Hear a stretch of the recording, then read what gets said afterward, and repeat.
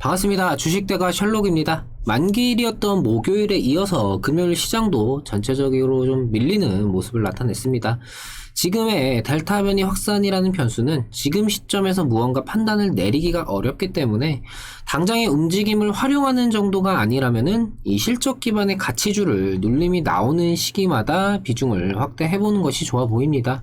금일 네이버 관련해서 말씀드려 보겠습니다. 시장 이야기를 좀 하면서 시작을 해보도록 하겠습니다. 미증시의 경우 경기 회복에 대한 우려와 이 델타 변이 확산 등에 따른 부정적인 요소가 시장에 작용하는 모습입니다. 경제 재개와 부양책으로 인한 경기 회복이 불안한 상승 랠리를 이어가던 상황에 델타 변이 확산세로 인해서 경기 피크아웃에 대한 우려감이 높아졌고, 지금의 우려감은 앞으로 안 좋아질 거야, 하방으로 방향을 잡은 우려라기보다는 델타 변이라는 변수로 인해서 판단을 내리기가 모호해짐에 따라 시장을 보수적으로 좀 지켜보자 라는 심리가 강해진 탓이라는 생각입니다. 반면 지금의 상황으로 인해서 연준의 유동성 공급이 지속될 수 있다라는 기대감이 강해졌고, 테이퍼링 논의 역시 미뤄질 수 있다라는 점도 있는데요. 인플레에 대한 우려도 사그라드는 모습입니다. 최근 국내 증시와 미증시가 동일한 흐름을 이어가는 가운데 실적 기반의 가치주, 특히 빅테크에 대한 선호도가 높아진 점이 눈에 띄는 하루였습니다. 다만 우리 증시와 미증시가 차이가 있다면은 미증시의 유동성과 경기 회복에 대한 우려로 인해서 빅테크에 대한 선호도가 높아진 것은 긍정적이지만, 이러한 빅테크 기업들이 미증시에서 차지하는 비중은 20에서 30%가량 되는 반면에 우리 증시에서는 상대적으로 그 비중이 적기 때문에 지수상 방어하는 측면이 약하게 작용할 수 있다라는 우려는 이후에도 계속해서 우리 증시의 발목을 잡을 수 있다. 여기에 대해서는 좀 명심하실 필요가 있겠습니다. 제가 올려드리는 영상은 한 번으로 끝나는 것이 아니라 주기적으로 올려드리면서 그날그날의 상황과 이후 전망에 대해 수정하고 보완해 나가면서 매매에 참고하실 수 있도록 진행을 하고 있습니다. 구독만 해두시면 이후에도 변화하는 상황들에 맞춰서 내용을 확인하실 수가 있으시니까요. 구독과 좋아요 한 번씩 부탁드립니다.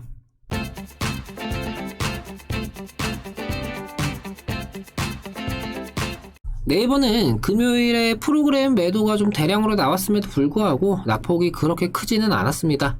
이전 영상들을 통해서 여러가지 요소들이 네이버의 성장을 가리키고 있고, 중간중간 그 과정에서 현재 시장의 우려와 기대감이 공존하는 시기에 단발적인 변동이 나올지언정 하반기에는 여러 사업들의 성장과 함께 네이버의 주가 상승을 기대하고 있다 라고 말씀을 드렸습니다.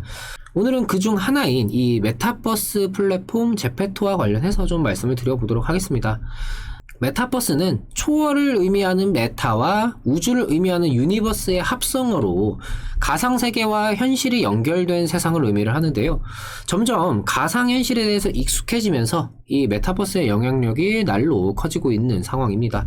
메타버스는 경제와 문화, 정치 등 분야를 가리지 않고 널리 활용되고 있는데, 아이돌 그룹의 콘서트를 이 가상 공간에서 개최한다거나 정치인들이 이 메타버스를 활용하여 자기 자신을 보다 친숙하게 어필을 하는 등 메타버스는 생각보다 우리 곁에 더욱더 밀접하게 자리 잡고 있습니다.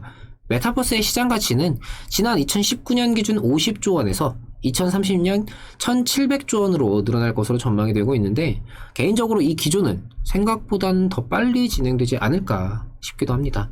국내에서는 아직 도입 초기이지만 회의나 세미나 활용 등 메타버스가 금융권에도 스며들고 있습니다. 미래의 주 소비층인 MZ세대와의 소통 창구로 활용하기 위함인데요. 이번 코로나 델타 변이 바이러스의 확산으로 인해 다시금 비대면이 강조되며 가상 공간을 활용하는 이 메타버스의 성장도 더욱더 가속화될 전망입니다. 방학 시즌을 맞아 이용량이 폭증했다라는 점도 긍정적인데, 이 네이버의 제페토의 경우 내부에서 콘텐츠 검수를 감당하지 못할 정도로 이용량이 늘어나면서 이 아이템 생성을 제한하는 이례적인 조치까지 감행을 했습니다.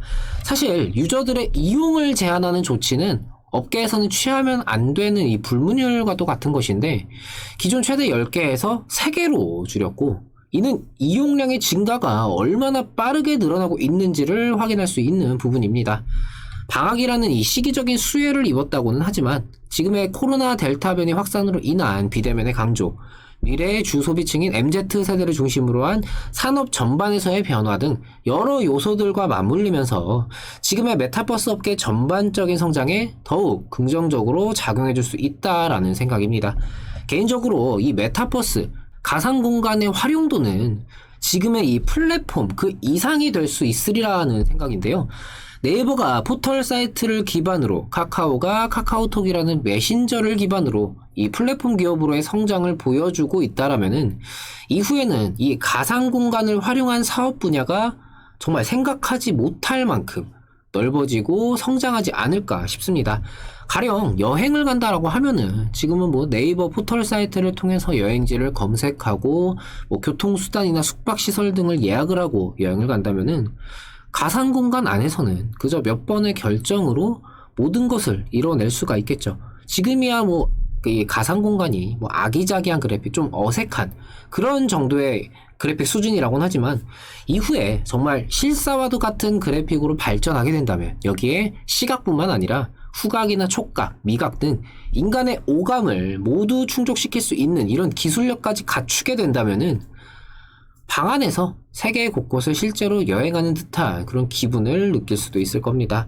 물론 이게 이루어지기까지는 상당한 시일이 소요될 수밖에 없겠지만 어느 산업이든 간에 초기 시장을 선점하고 그 영향력을 확대해 나가는 기업들이 결국 이후에도 이 시장에서의 영향력을 행사한다라는 점과 점점 더 과학기술의 발달과 이 산업의 발달이 더욱 계속해서 가속화된다라는 점을 생각을 했을 때는 지금의 네이버, 제페토의 성장은 어쩌면 정말 아무도 예상하지 못할 정도로 빠르고 강하게 나타날 수 있지 않을까 싶습니다.